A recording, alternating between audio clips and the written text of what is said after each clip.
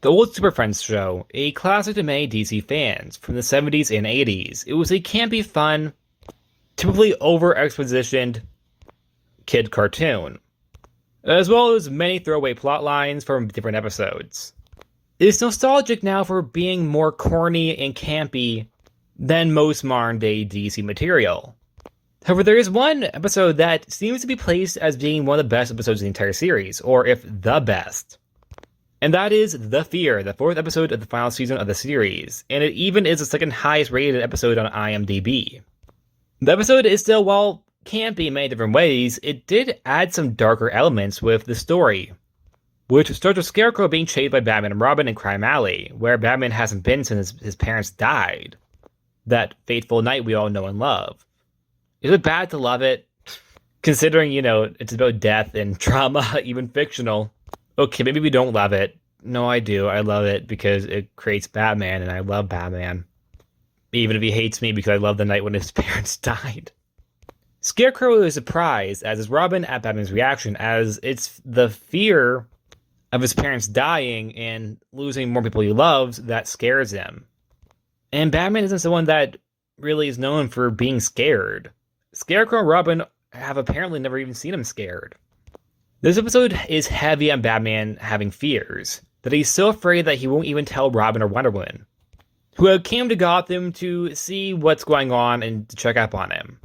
But while he won't tell Wonder Woman or Robin, Alfred is shocked about what happened. Hearing Crime Alley just makes him jump. And he tells him the story of Bruce's parents dying without his permission. Okay, I understand why he tells them, but it is a little funny that Bruce doesn't want them to know, and Alfred is just going to tell them regardless. This episode also does a very good job, in my opinion, to show Scarecrow as a competent villain. He uses his title at the GCPD, which is a little complicated. He seems to be a psychiatrist, but also has, some reason, a hand in different crimes in order to solve them. So he uses this job to say that his own goons aren't in the right mind to talk to Batman or be trialed over Scarecrow's operations, as well as being able to take back his own equipment from evidence, as well as using this job to trick Wonder Woman into trusting him only to trap her, by tricking her own fears, which isn't as strong as Batman's, unfortunately. That being is, she's afraid of tight spaces? Thought that was as a storm thing. I don't think I've ever heard of Wonder Woman being afraid of trapped spaces.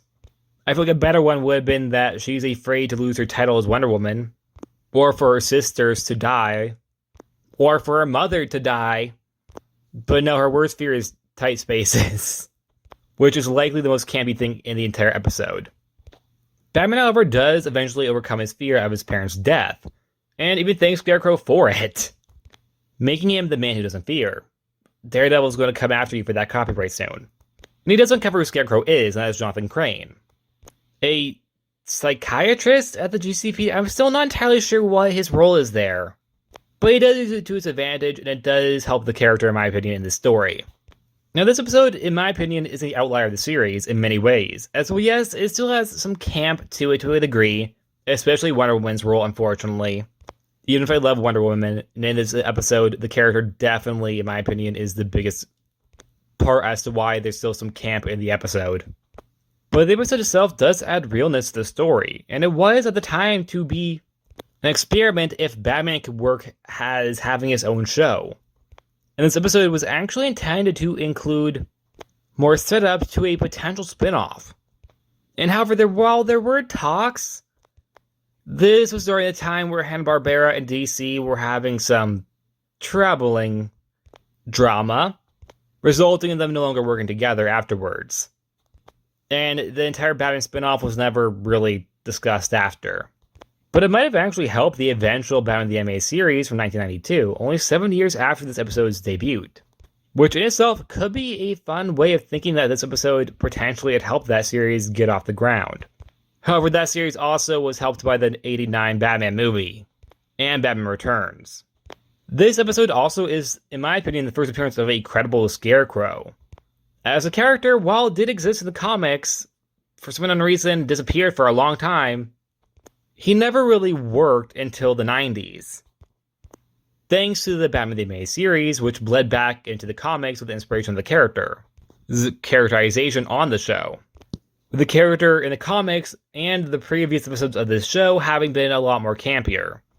In the comics, he would leave straws at the scene of his crimes as a calling card. Because if it's a windy day, it's not going to blow those away. Anyways, I couldn't speak there for a second. Anyways, that's the end of this video. Like always, please like, subscribe, and I'll see you guys next time. Bye!